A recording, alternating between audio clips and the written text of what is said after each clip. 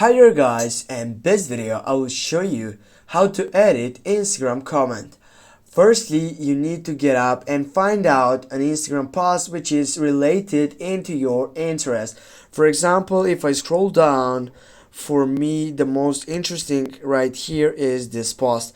Now I need just to go on the second button on the comment section, and here I can add a comment.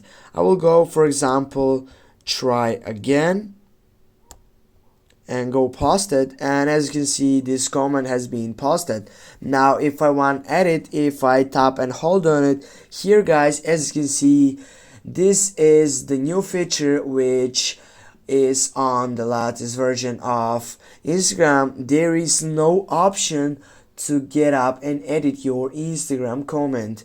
The exactly thing what you can do, simply you can go on the trash on your right upper side, and then your comment has been deleted. Now you can add again a comment, and with this you're gonna fulfill the comment that you wanna edit on your site.